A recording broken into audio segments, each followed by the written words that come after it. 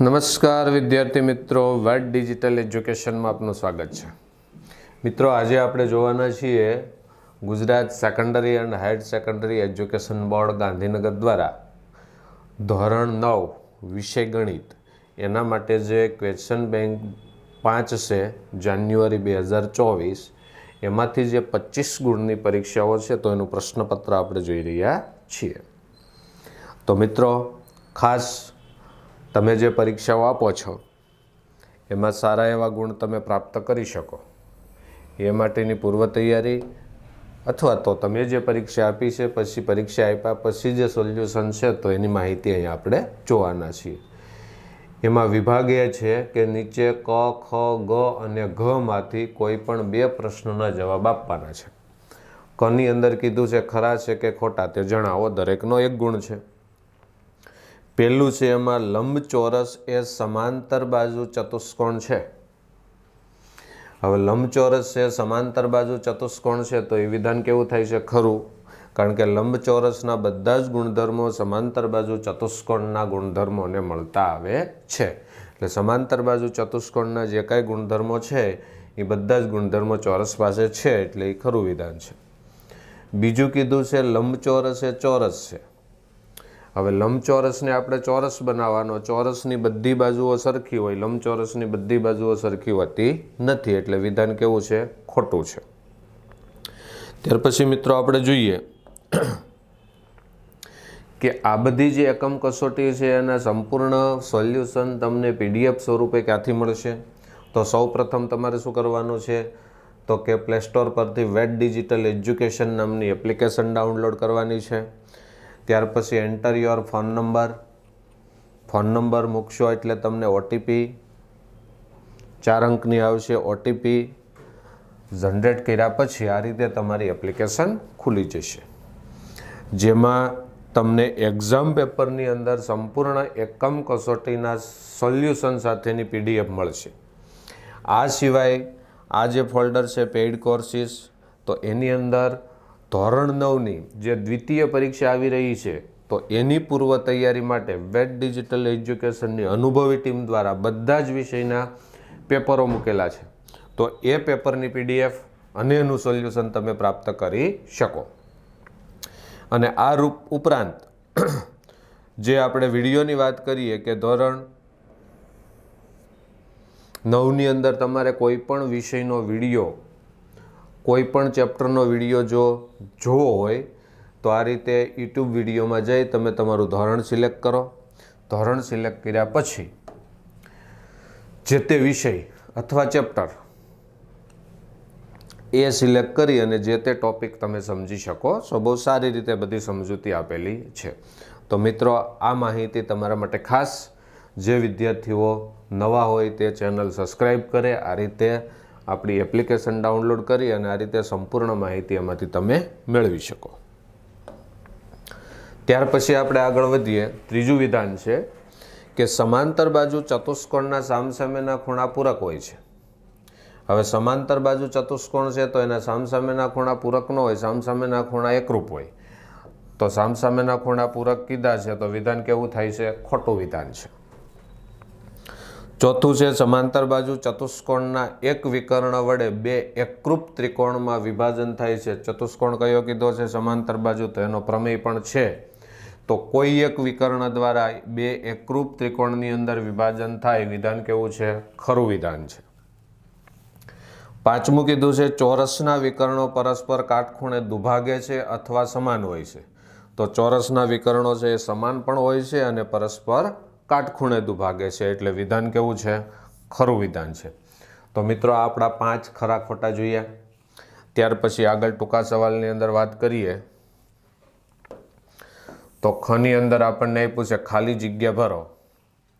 સમબાજુ ચતુષ્કોણ ABCDમાં વિકર્ણ AC કેટલો છે? 16 અને BD કેટલો છે? 12. તો AB બરાબર ખાલી જગ્યા. હવે સમબાજુ ચતુષ્કોણમાં તમને ખ્યાલ છે કે વિકર્ણો છે પરસ્પર કાટખૂણે દુભાગે. આપણે ચતુષ્કોણની બાજુ શોધવાની છે. તો AC અને BD પરસ્પર કાટખૂણે દુભાગે. અહીંયા નામ આપી દઈએ ઓ બિંદુ. હવે એસી કેટલો આપ્યો છે 16, તો એઓ કેટલો થશે 8. બીડી આપ્યો છે 12, એટલે બીઓ કેટલો થશે 6. હવે આ બાજુ આપણે શોધવાની છે. આ કાટકોણ ત્રિકોણ બની ગયો.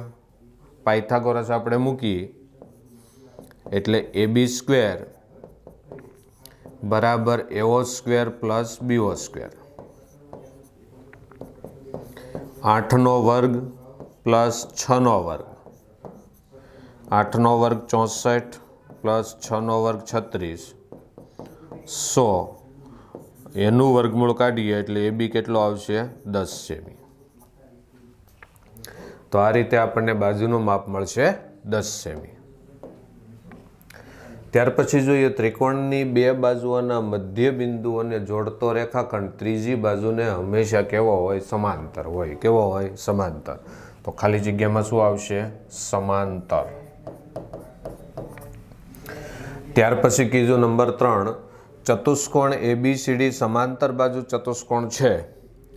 જો કોણ A બરાબર 105 હોય તો C નું માપ કેટલું? A અને C સામસામેના ખૂણા છે. સામસામેના ખૂણા સમાંતર બાજુમાં એકરૂપ હોય છે, એટલે A અને C બંને માપ સરખા આવશે. એટલે કેટલા આવશે? 105 અંશ. જો ચતુષ્કોણના વિકર્ણો સમાન તથા પરસ્પર કાટખૂણે દુભાગે તો એ ચતુષ્કોણ હંમેશા કેવો હોય છે? ચોરસ હોય છે. કેવો હોય છે? ચોરસ. પાંચમું કીધું છે સમબાજુ ત્રિકોણ ABCમાં AB, BC, AC ના મધ્ય બિંદુ અનુક્રમે DEF છે. AB બરાબર 6 સેમી હોય તો ચતુષ્કોણ DECF ની પરિમિતિ કેટલી થાય? હવે આપણને સમબાજુ ત્રિકોણ કીધો છે. જો બરાબર સમજૂતી એની કઈ રીતે? હવે AB, BC ના મધ્ય બિંદુ કીધા. આનું મધ્ય બિંદુ D કીધું છે. આનું કીધું છે E અને આ AC નું મધ્ય બિંદુ કીધું છે F. કયા ચતુષ્કોણની પરિમિતિ શોધવાની છે? તો કે DE CF આની પરિમિતિ આપણે શોધવાની છે. હવે આ બાજુ આપણને કેટલાની આપી? AB. તો AB આપ્યો છે 6નો.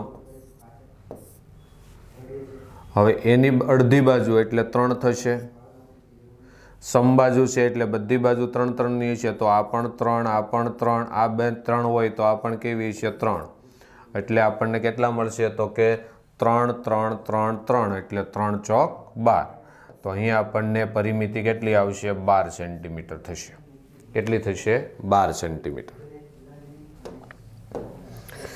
ત્યાર પછી ગની અંદર કીધું છે કે યોગ્ય વિકલ્પ પસંદ કરી અને ખાલી જગ્યા ભરો. જો ચતુષ્કોણના વિકર્ણો સમાન ન હોય પણ પરસ્પર કાટખૂણે દુભાગતા હોય તો એવા ચતુષ્કોણને કેવો ચતુષ્કોણ કહેવાય છે? સમબાજુ ચતુષ્કોણ કહેવાય છે, કે જેમના વિકર્ણો એકરૂપ નથી હોતા પરંતુ કાટખૂણે દુભાગતા હોય છે. બીજું વિધાન કીધું છે કે AB અને CD જેના વિકર્ણ હોય તેવો ચતુષ્કોણ કયો? તો અહીંયા આપણને જુદા જુદા 4 નામ આપ્યા છે. તો એવો ચતુષ્કોણ ગોતવાનો જેમાં AB અને CD એના વિકર્ણ થવા જોઈએ. તો એ ચતુષ્કોણ કયો આવશે? ADBC. ત્રીજું છે ત્રિકોણ ABCમાં AB, BC અને AC ના મધ્ય બિંદુ અનુક્રમે DE અને F છે. જો ત્રિકોણ DEF ની પરિમિતિ 12 હોય તો ABC ની પરિમિતિ શોધો. હવે અંદરનો ત્રિકોણ ની પરિમિતિ 12 છે, તો બહારના ત્રિકોણની પરિમિતિ એની કરતાં બમણી હોય, એટલે કેટલી છે? 24. ત્યાર પછી કીધું છે નંબર 4, ખાલી જગ્યા કે જેનો એક ખૂણો કાટખૂણો હોય એવો સમાંતર બાજુ ચતુષ્કોણ છે. જેનો એક કાટખૂણો હોય અને સમાંતર કીધું. તો સમાંતરમાં જુઓ તો સામસામેના એકરૂપ હોય, એટલે એક કાટખૂણો હોય તેની સામેનો કાટખૂણો થઈ ગયો. પછી પાસેના ખૂણા પૂરક હોય. એક કાટખૂણો હોય તો એની બાજુનો પણ કાટખૂણો, એટલે 4 કાટખૂણા થઈ ગયા. અને સમાંતર બાજુ, સામસામેની બાજુ સરખી, તો એવા ચતુષ્કોણને આપણે શું કહીશું? લંબચોરસ કહીશું. શું કહીશું? લંબચોરસ. આગળ જોઈએ જોડકા આપ્યા છે કે સામસામેની બાજુ સમાન તથા વિકર્ણો સમાન હોય. સામસામેની બાજુ સરખી હોય અને વિકર્ણો સરખા હોય તો એવો ચતુષ્કોણ કયો? તો એવો ચતુષ્કોણ આવશે લંબચોરસ. તો આની સામે કેટલા નંબર આવશે? 1 નંબર. બધી જ બાજુઓ સમાન અને વિકર્ણો એકબીજાને કાટખૂણે દુભાગે, ચારેય બાજુ સરખી, વિકર્ણો કાટખૂણે દુભાગે, તો એવો ચતુષ્કોણ કયો આવશે? સમબાજુ ચતુષ્કોણ. આ નંબર 2. આગળનું જોડકું જોઈએ તો જેમાં આપણને કીધું છે કે બધી બાજુઓ સમાન તથા વિકર્ણો સમાન અને કાટખૂણે દુભાગે. બધી બાજુ સરખી છે, વિકર્ણો સરખા છે અને કાટખૂણે દુભાગે છે, તો એવું કોણ હોય? તો કે એ હશે ચોરસ, એટલે નંબર 1. બીજું કીધું છે સામસામેની બાજુ સમાન અને વિકર્ણો અસમાન. બાજુઓ સમાન છે પણ વિકર્ણો કેવા છે? અસમાન, તો એ કોણ હોય? સમાંતર બાજુ ચતુષ્કોણ, કારણ કે લંબચોરસમાં તો વિકર્ણો સમાન આવશે. એટલે આ થયું આપણું જોડકું બીજું.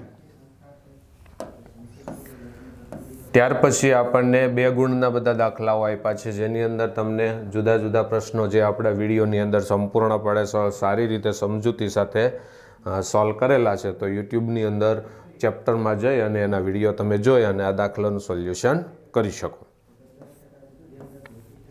સાબિતીના દાખલા છે, આકૃતિને લગતા દાખલા છે, તો આ બધા જ દાખલાઓનું સંપૂર્ણ સોલ્યુશન આપણા વિડીયો લેક્ચરની અંદર છે.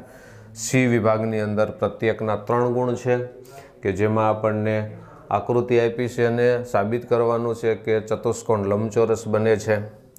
તો દરેકનું સોલ્યુશન આપણા વિડીયો લેક્ચરની અંદર જોવા મળે છે. ત્યાર પછીનો બીજું ચેપ્ટર છે વર્તુળ આધારિત. એમાં કીધું છે કે વર્તુળની કેન્દ્રમાંથી જીવા પરનો બળ, તો અહીંયા થોડીક પ્રિન્ટ મિસ્ટેક છે, જીવા પરનો લંબ, જીવા પરનો લંબ એ જીવાને શું કરે? દુભાગે છે. કેન્દ્રમાંથી દોરેલ લંબ જીવાને દુભાગે, એવું વિધાન છે આપણું, પણ આ પ્રિન્ટ મિસ્ટેક છે, થોડીક ધ્યાન રાખજો. નંબર 2 છે વર્તુળના 2 ભિન્ન બિંદુઓને જોડતા રેખાખંડને વર્તુળની શું કહેવાય? જીવા. વર્તુળ પરના 2 ભિન્ન બિંદુઓને જોડતી રેખાખંડ એટલે કે જીવા બને છે. ત્યાર પછી કીધું છે વર્તુળની મોટામાં મોટી જીવા એ વર્તુળનો વ્યાસ છે. મોટામાં મોટી જીવાને શું કહેશું? વ્યાસ કહેશું. ઓ કેન્દ્રિત વર્તુળમાં AB જીવા છે અને કોણ AOB અહીંયા n વધારાનો લખાઈ ગયો છે, એટલે કોણ AOB નું માપ 60 હોય, એટલે કેન્દ્ર આગળનો ખૂણો 60 થયો, તો OAB ત્રિકોણ એ કેવો ત્રિકોણ હોય? તો કે સમબાજુ. કેન્દ્ર આગળનો ખૂણો 60 નો હોય એટલે બાકી 2 ખૂણા પણ 60 ના, એટલે સમભુજ ત્રિકોણ થશે. 5મું કીધું છે ચક્રીય ચતુષ્કોણ ABCDમાં કોણ A/B/C/D નું પ્રમાણ ખાલી જગ્યા હોય. હવે ચક્રીય ચતુષ્કોણના સામસામેના ખૂણા પૂરક હોય એ આપણને ખ્યાલ છે, તો એને ધ્યાનમાં રાખતા આપણને D વિકલ્પ મળશે. 3/4/6/5. શોર્ટમાં તમારે યાદ રાખવું હોય તો 1 મૂકીને 1 પ્રમાણનો સરવાળો 9 થવો જોઈએ. 3 ને 6 9, 4 ને 5 9. બરાબર, એવું બીજે તમને ક્યાંય જોવા મળશે નહીં, તો એ આપણો સાચો જવાબ. પછી કીધું છે અર્ધવર્તુળમાં અંતર્ગત ખૂણાનું માપ ખાલી જગ્યા છે, તો અર્ધવર્તુળનો અંતર્ગત ખૂણો હંમેશા કેટલાનો હશે? 90 અંશનો હશે. ત્યાર પછી જોઈએ આપણે આગળ 7મું વિધાન છે કે વર્તુળની જીવાના તમામ બિંદુઓ વર્તુળ પર હોય, તો આ વિધાન ખરું છે કે ખોટું? અહીંયા આપણને વર્ગમૂળમાં ક અને ખોટું એવું કીધું છે, તો એ પ્રિન્ટ મિસ્ટેકના કારણે જોવાનું આપણે વિધાન ખરા છે કે ખોટા એ જોવાનું છે. વર્તુળની જીવાના તમામ બિંદુ વર્તુળ પર હોય, તો આ વિધાન કેવું છે? ખરું. જીવાના 2 બિંદુ ક્યાં હોય? વર્તુળ પર. ચક્રીય ચતુષ્કોણના 5 એના ખૂણા પૂરક હોય છે, તો આ વિધાન ખોટું છે, સામસામેના ખૂણા પૂરક હોય છે. એક જ વર્તુળની 2 જીવાઓ પરસ્પર દુભાગે તો તે બંને વ્યાસ હોય. હવે પરસ્પર જીવા દુભાગે ક્યારે? વ્યાસ બને તો જ, તો આ વિધાન કેવું છે? ખરું છે. પછી કીધું છે વર્તુળ એ સમતલીય આકૃતિ છે, તો એ વિધાન પણ કેવું છે? ખરું છે. 11મું કીધું છે વર્તુળનું કેન્દ્ર વર્તુળના ખાલી જગ્યા ભાગમાં આવેલું હોય, તો કેન્દ્ર છે એ વર્તુળના અંદરના ભાગમાં આવેલું હોય છે. સમતલમાં આવેલ વર્તુળ તે સમતલને ખાલી જગ્યા ભાગ કરે છે, તો કેટલા ભાગમાં વિભાજન કરે? 3 ભાગમાં. એક વર્તુળ, વર્તુળનો અંદરનો ભાગ, વર્તુળનો બહારનો ભાગ. 13મું વિધાન કીધું છે વર્તુળનો વૃત્તખંડ એ વર્તુળના માપ નહીં પણ ચાપ. ચાપ અને ખાલી જગ્યા વચ્ચેનો પ્રદેશ છે વૃત્તખંડ. હવે વૃત્તખંડ એ ચાપ અને જીવા વચ્ચેનો પ્રદેશ છે.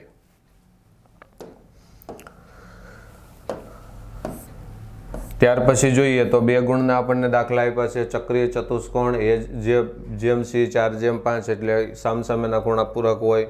4x અને 5x માપ લેન્થમાં ગણી શકો. તો આ બધા જ દાખલાઓ આપણા વિડીયો લેક્ચરની અંદર ખૂબ સારી રીતે સમજાવેલા છે.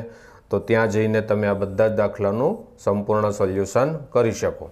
પ્રત્યેકના 3 ગુણ છે, તો આ બધી જ આકૃતિને દાખલા પણ આપણા વિડીયો લેક્ચરની અંદર છે. અને 4 ગુણનો ડી વિભાગ છે, તો એમાં આપણને પ્રમેય આપ્યા છે. શું આપ્યા છે? પ્રમેય. તો એ પ્રમેય પણ સારી રીતે સમજાવેલા છે.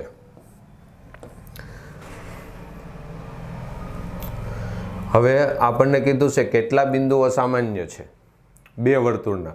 તો અહીંયા 2 વર્તુળ પરસ્પર એકબીજાથી દૂર છે, તો સામાન્ય બિંદુ કેટલા આવશે? 0 આવશે. સામાન્ય બિંદુ નથી. પછી બી આકૃતિમાં જુઓ તો સામાન્ય બિંદુ, તો એમાં પણ 2 વર્તુળ પરસ્પર છેદતા નથી, તો એમાં પણ સામાન્ય બિંદુ કેટલા આવશે? 0 આવશે. આમાં સામાન્ય બિંદુ કેટલું આવશે? 1 આવશે. અને આમાં પણ સામાન્ય બિંદુ કેટલું આવશે? 1 આવશે.